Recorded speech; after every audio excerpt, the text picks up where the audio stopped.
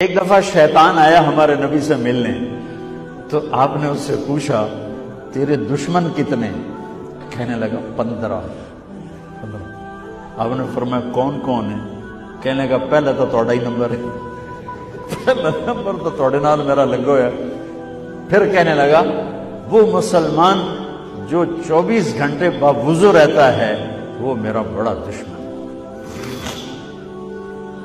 جو باوضو رہتا ہے اور باوضو سوتا ہے، ایک فرشتہ اس کے لیے بندگی کا ثواب لکھتا رہتا ہے۔ خیر واپس آتا ہوں، میرے نبی نے فرمایا 4 باتیں لے لو اور دنیا بھی تمہاری آخر، ساری PIA زندہ ہو جائے گی، ساری اکانومی زندہ ہو جائے گی، ساری معیشت زندہ ہو جائے گی۔ 5 بھی نہیں، ایک انگلی بھی آپ نے نیچے کر دی، کہیے بس اتنی لے لو۔ حفظ امانت، صدق حدیث، حسن خلیقت، عفت فی تہمت۔ کیا خوبصورت! ساری زندگی کسی کو دھوکہ نہ دینا، دیانت داری۔ میرے ملک کے ادارے کیوں ڈوب گئے؟ دیانت نکل گئی، کھوٹ آ گئی، دھوکہ آ گیا۔ میرے نبی نے کہا حفظ امانت، کبھی امانت میں خیانت نہ کرو، صدق حدیث، کبھی جھوٹ نہ بولنا، ہمیشہ سچ بول۔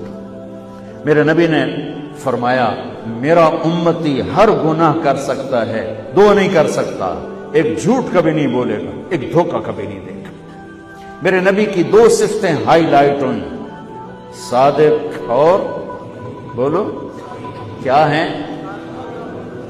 کوئی اور بھی تو ہو سکتی تھی، جس سے مشہور کیا، کعبہ قوسین بھی تو ہے، اور ادنا بھی تو ہے، واللیل بھی تو ہے سیاہ زلفوں والا، والضحیٰ بھی تو ہے روشن چہرے والا۔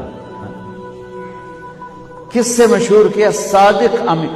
اگر آپ مجھ سے سوال کرو، میں ممبر رسول پہ بیٹھا ہوں کہ مولانا صاحب سارے دین کو 2 لفظوں میں بتاؤ، ساری شریعت کو، تو میرے پاس 2 لفظ ہیں، سچائی اور امانت داری۔ آپ مجھ سے سوال کرو مولانا صاحب ساری دنیا کے کفر کو بتاؤ، تو میرے پاس 2 لفظ ہیں، جھوٹ اور دھوکے بازی۔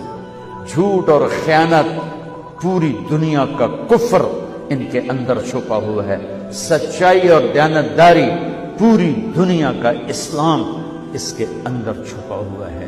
دیانت اور سچائی یہ بیج کی طرح ہے، اور پورا اسلام پھر باغ بن کے پھلتا پھولتا ہے۔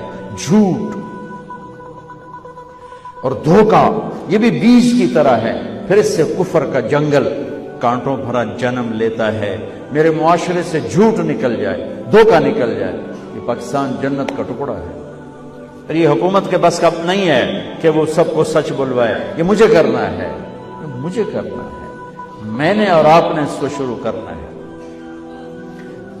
حضرت جریر بن عبداللہ یہ یمن کے شہزادے تھے، آخری حج پہ مسلمان ہوئے۔ اپنے نوکر سے فرمایا گھوڑا خرید کے لا، میں پیسے یہاں پیمنٹ کروں گا۔ وہ منڈی میں گیا، 300 روپے کا گھوڑا لے کر آیا۔ جب انہوں نے گھوڑوں کو دیکھا تو وہ قیمتی تھا، مالک کو پتہ نہیں تھا، اور یہ گھوڑوں کی نسل کے پہچاننے والے اس سے کہنے لگے تیرے گھوڑے کے 400 کر دوں؟ کر دوں۔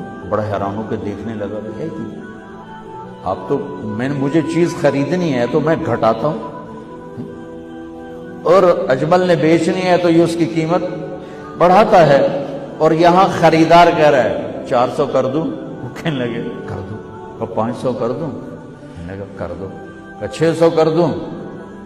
وہ تھوڑا تھوڑا گھبرانے لگا، بھئی یہ چکر کی ہے۔ 700 کر دوں؟ 800 کر دوں؟ وہ کہنے لگا حضور تسی لینا تو لو، پر میرا مزہ آتا نا تسی اٹھاؤ، کدی لین والے بھی پیسے بتائے، تسی میں نے 300 دے میں جاواں، کہنے کہ اس کو 800 دے دو اور گھوڑا باندھ دو۔ وہ حیران خوشی سے چھلانگے مارتا ہوا گیا۔ تو جب وہ چلا گیا تو نوکر نے پوچھا میں جب 300 میں سودا کر کے آیا تھا تو 500 کس خوشی میں بڑھائے؟